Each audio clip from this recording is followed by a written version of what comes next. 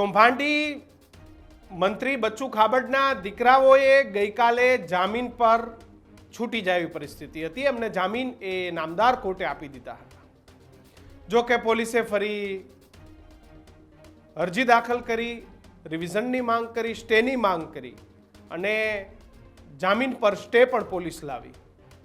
પણ આ તમામની વચ્ચે શરમ વગરની વાત એ છે કે મંત્રી પુત્રોનો દાહોદની અંદર વરઘોડો કાઢવાનું નક્કી કર્યું હતું, એક સરઘસ કાઢવાનું નક્કી કર્યું હતું. જી હા, બચ્ચુ ખાબડના પુત્રો જામીન પરથી બહાર આવ્યા બાદ એક સરઘસ કાઢવાનું હતું અને જે સરઘસના માધ્યમથી બચ્ચુભાઈએ મેસેજ આપવાના હતા કે હજુ બધું બરાબર છે, મારા દીકરાઓ એ સલામત છે, અમારું સામ્રાજ્ય સલામત છે. નમસ્કાર, ન્યૂઝરૂમ સાથે આપનું સ્વાગત. ન્યૂઝરૂમ ચેનલને સબસ્ક્રાઇબ કરવાનું ના ભૂલતા.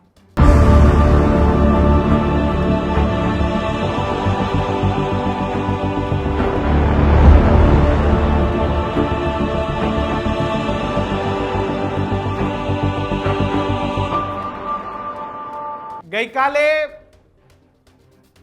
દાહોદની અંદર મહાકૌભાંડી બચ્ચુભાઈના બંને દીકરાઓએ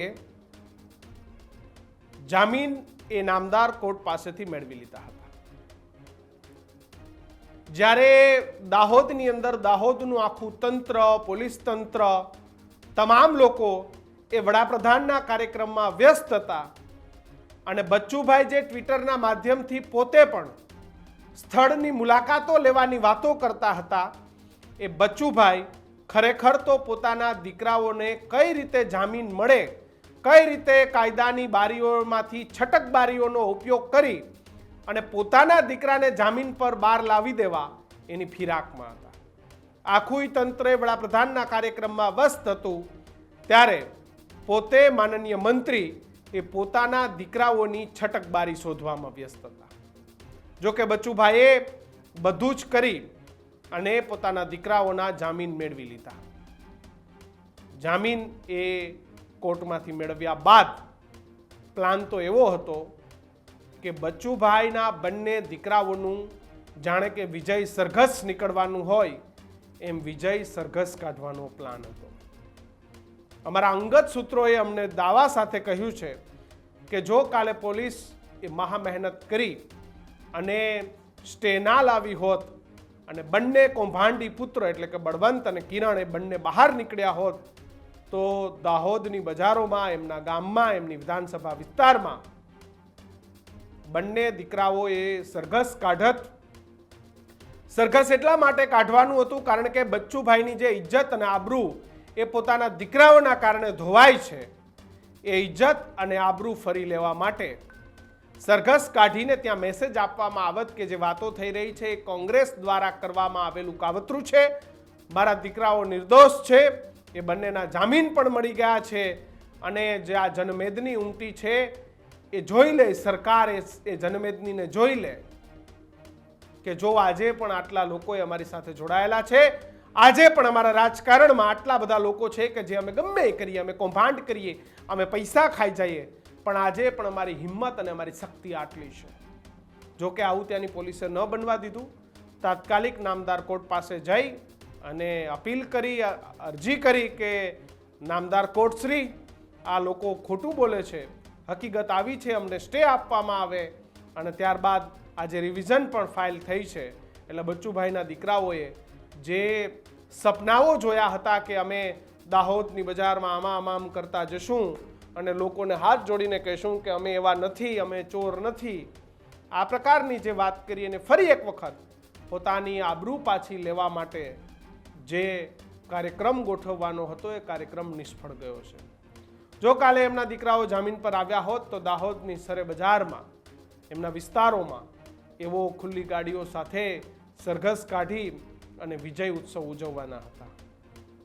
જો કે સૂત્રોનો એ પણ દાવો છે ફટાકડા પણ ફોડવાના હતા, કાર્યકરો સાથે જમણવાર પણ રાખવાનો હતો, પરંતુ આ બધું જ ફ્લોપ થઈ ગયું. આ ફટાકડા, જમણવાર એ બધું જ મનરેગાના પૈસામાંથી થવાનું હતું. આ પૈસા કંઈ બચ્ચુભાઈએ પોતાની રીતે કમાયેલા નહોતા, આ પૈસા એમના પુત્રોએ જે કૌભાંડ કરીને કમાયા હોવાના પૈસા છે. જો કે બંને દીકરાઓનો જેલવાસ યથાવત રહ્યો છે ત્યારે આ વિજય સરઘસ એ મોફૂક રહ્યું છે. પરંતુ ભારતીય જનતા પાર્ટીમાં લાજવાની બદલે ગાજી રહેલા બચ્ચુભાઈ એ વિજય સરઘસ બંને પુત્રોનું કાઢી અને પોતાની પ્રચંડ શક્તિનો મેસેજ આપવાના હતા. પરંતુ આ તમામ વસ્તુનું સુરસુર્યું એ કાયદાએ કરી નાખ્યું છે. બચ્ચુભાઈના સરઘસ કાઢવાના સપનાઓ એ સપનાઓ રહી ગયા છે. વિચાર તો કરો આમની માનસિકતા શું છે.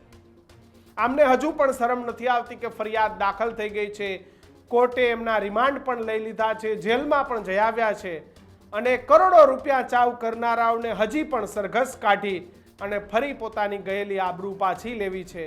ફરી પોતે તાકાતવર હોવાનો મેસેજ એ સરકારને, વિપક્ષને અને ત્યાંની જનતાને અને ખાસ કરીને ત્યાંના પ્રશાસનને આપવો છે. તમને શરમ નથી આવતી? તમે ગરીબ આદિવાસીઓના પૈસા ખાઈ જાઓ છો અને પછી પણ તમે નાચો છો, ગાવો છો, તમે ઝૂમો છો, તમે ડીજે વગાડો છો. લાનત છે તમારી રાજનીતિ પર બચ્ચુભાઈના પુત્રો.